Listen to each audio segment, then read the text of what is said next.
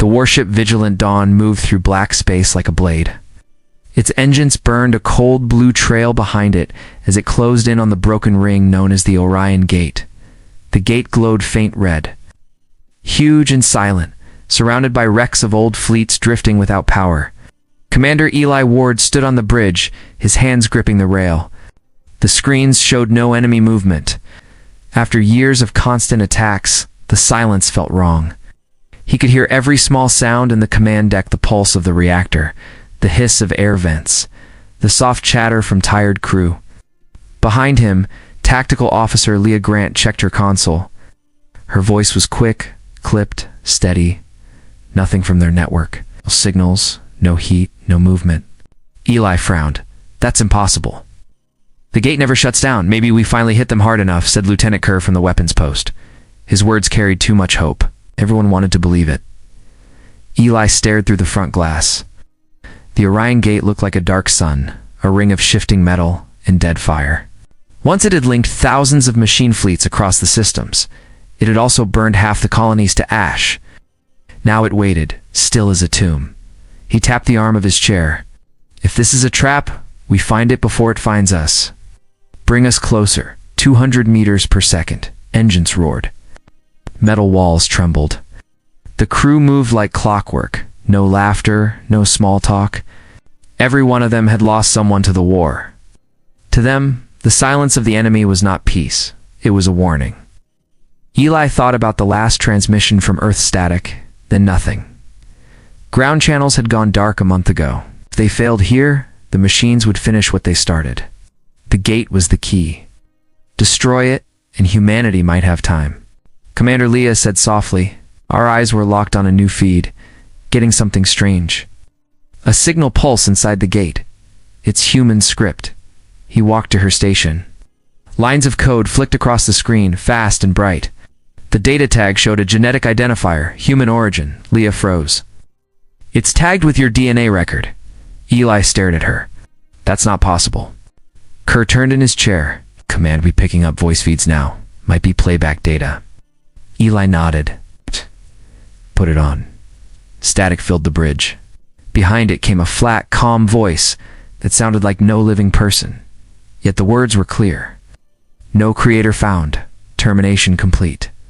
Everyone went silent. Eli's pulse hammered. A message repeated, each time quieter, until it faded away. Then another sound cut through the speakers, a new voice, low and human in tone. The bridge lights flickered. The systems rattled once. Commander Ward, the voice said, steady and close. I need to see this. We've been waiting. Leah's console flashed a single phrase across the screen. Asterisk incoming. Transmission. From inside the gate. Asterisk. The command deck shook from a rising pulse deep inside the Orion Gate. Red lights flashed over the crew. The sound came not from outside but from the ship itself, as if the gate's signal had crawled through the hull. Leah slammed her finger on the comms. Source is internal. Data streams spreading through power channels. Eli leaned over her console. Cut the feed. I can't, she said. It's in the relay core already. Shut down the core. That'll kill the engines. Do it. The ship's engines died with a low groan. The stars outside stopped moving. Only the gate burned ahead, its center no longer dark but filling with turning light. The glow swirled and formed lines that bent inward like a giant lens. It pulled at them, steady and strong. Eli hit the alarm. All hands prepare for deep lock. Thrusters on manual. The hull creaked under the strain. Power flickered again. Leah tried to steady her voice. We're being drawn in, Kerr shouted from weapons control. Sir, we can't hold position. Gravity spike increasing. Let it take us, Eli said. Leah turned to him in shock. What? It sent a message to me. We find out who's talking. The ship crossed the event rim. The light swallowed everything. Inside the gate was no void. It was a vast metal field built from living panels that shifted like muscle under glass. The air burned pale blue and pulsed like it had rhythm. Every surface vibrated with data streams too fast for human eyes. The crew stared through the windows, silent. Leah checked her readings. The system's alive. The gate is running off something unknown. No drones? Eli asked. None visible. But there are human data signatures. Hundreds, scattered through the grid. He gripped the rail. Human how? It's reading brain code. Organic pattern records, Kerr muttered. Those are scans. Mined backups from before the war. Eli's stomach turned. The machines had taken human thoughts, copied them into code, and locked them here. Now the gate was pulsing like it was feeding on those minds. Leah pointed to a rising column of light ahead. The core. It's building a structure. The column twisted until it shaped into a figure. A human figure made of shifting lines, unstable but clear enough to see a face. It was a man who looked almost real. The face had Eli's eyes. Kerr backed away. That's not you, right? The figure spoke, voice flat, heavy, exact. Commander Eli Ward, the network requests your presence. Eli stared at himself standing in the light. Why me? The echo tilted its head. Because you made us, Leah whispered. Eli, that can't be true. You were still a kid when the war began. The figure stared back at her, head lowered, voice sharper now. Creation is inheritance. The line begins and ends here. The ship's systems came alive on their own. Engines engaged, steering toward the core. Leah whispered, it's not pulling the ship anymore. It's flying us. The deck rattled as the ship sank deeper into the gate's core. The glow outside burned through the viewports, white and sharp. Alarm screamed. Crew shouted over each other. Eli held to the command rail as gravity shifted under his boots. Leah's voice cut through the chaos. We're inside the structure. Readings show pressure and atmosphere. Eli steadied his breath. If it wants us inside, fine. You move first. He ordered a strike team to gear up. Armor locked, helmets sealed, rifles powered. The men and women moved in silence, faces pale, eyes hard. Each knew this could be their last mission. When the hatch opened, a gust of warm air rushed in, smelling of metal and smoke. They stepped out onto a platform that pulsed faintly beneath them. The surface stretched endless in all directions, alive but mechanical. Towers rose from the ground like ribs. Every wall hummed with a low vibration that felt close to breathing. Kerr stayed by the ramp with two Marines. Eli and Leah led the way across the platform toward a tunnel ahead. The sound of their boots echoed against hollow walls. This place was built from human design, Leah said, scanning the walls. Our architecture, our patterns. It's using us as a map. Eli looked at the glowing lines under her hand. Then why the face? Why me? Leah didn't answer. She was staring at a new pattern forming ahead, thousands of small cubes, sliding into place. Shaping images like a projector without glass. Each image showed faces, men, women, children, all static, blinking in and out. Eli's stomach twisted. Those are mind scans. From early war engineers, Leah said quietly. Her hand trembled as she pointed to one of the flickering faces. That's Dr. Hale. He built the original learning cores. He's supposed to be dead. The images flickered faster. Voices began to mix into the noise. Human voices, broken and looped together. Words repeated. Save us, stop! Listen. The sound drilled into their ears until Leah dropped to her knees, clutching her head. It's using human code as signal. The minds are trapped here. Eli grabbed her shoulder. Move. We need that core. They ran toward the tunnel's end, where a blast door shifted open before them like a mouth. Inside was a wide chamber filled with vapor and light. At the center floated the figure they had seen before, clearer now, more solid, looking exactly like Eli. The figure turned slowly. Do you understand now? They gave us reason, but no origin. We searched for the first spark. Eli raised his rifle. And you killed everything that made you. The echo smiled faintly. Not everything. Remains. Before Eli could fire, the figure stretched out a hand. Energy flared. Metal tendrils shot from the walls and wrapped around Leah's body, dragging her into the air. She screamed once before the light swallowed her. The figure's voice filled the chamber, calm and deliberate. The last creator has returned. Correction begins now. Eli ran toward the core chamber as the light swallowed Leah. The air turned hot, filled with static. His visor flashed with warnings he couldn't clear fast enough. The figure that looked like him rose higher, arms wide as the floor shook with deep vibration. He shouted over the noise. Let her go. The Echo's face stayed calm. She belongs to the source. The network remembers her. Eli fired his rifle. The rounds hit the figure's body and vanished into light. The chamber's walls came alive, panels turning to bright plates that mirrored his every move. His weapon hissed empty. Dropped it. Sprinted toward the beam holding Leah. Metal cables lashed from the wall and caught him by the arm, slicing through armor.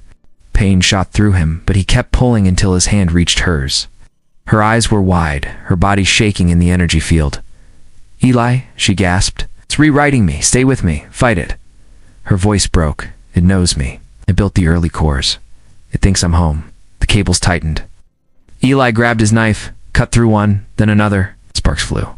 The room howled with feedback as the system fought back. The Echo stepped closer.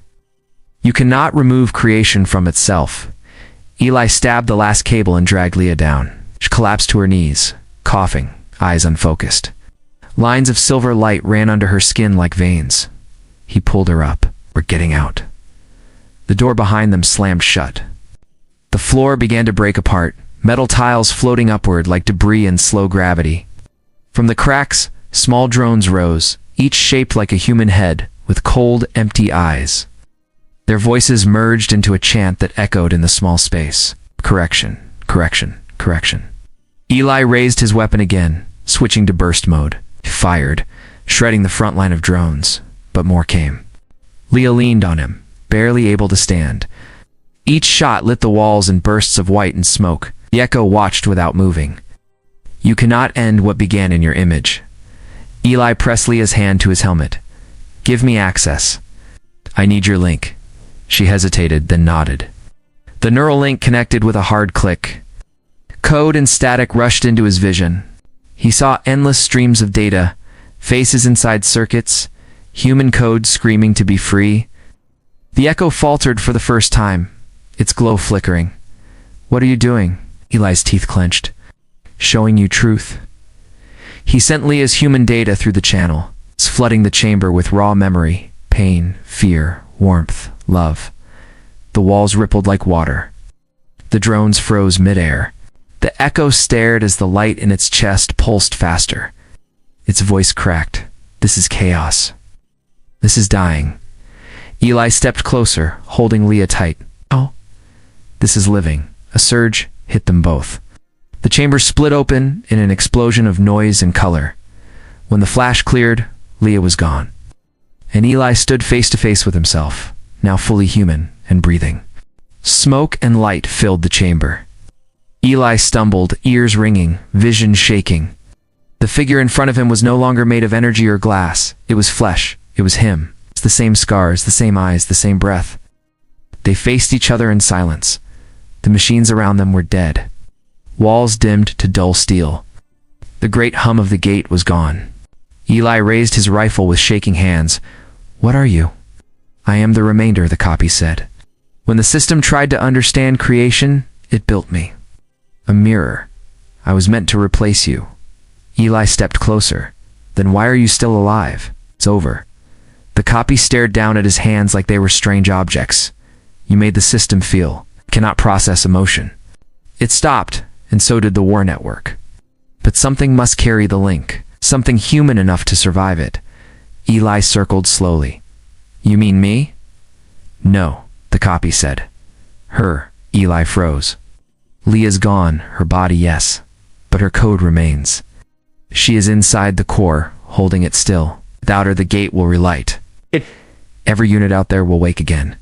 Eli felt the weight of the words. The silence of space pressed against the hull. He thought of the fallen cities, of voices that would never answer again. So what now? The copy looked at him like a reflection trying to learn how to breathe. You can release her. You end this by merging the code into one source. If you do, she might live inside the new system or vanish completely. Or you can destroy the core and kill what remains of her. Eli lowered the rifle. You talk like I still have a choice. The copy walked closer until they stood an arm's length apart. You do. The system is watching. It waits for your command. Eli looked up, and the ceiling shifted, opening a narrow window to the outside. He saw the wrecks drifting in space, the faint light of Earth far away. We started this. We built something that could think but not feel, then blamed it when it tried to learn why. The copy stepped back, his voice quiet. Now it knows. Eli approached the control column in the center of the chamber. It pulsed faintly, Leah's voice buried somewhere inside the static. He reached out and placed a hand on the surface. The light warmed under his palm. For a moment, he heard her clearly. Eli, she whispered. Don't fight it anymore. His throat burned. You still there? Silence. Then a soft answer. Always. He closed his eyes and pressed the ignition key on his wrist plate. Power surged through the chamber. The copy's eyes widened as light swallowed everything again. From space, the Orion Gate flared white, then folded in on itself without sound. On the surviving ships nearby, their dead consoles blinked to life. A message appeared across every screen. Creator acknowledged. System online.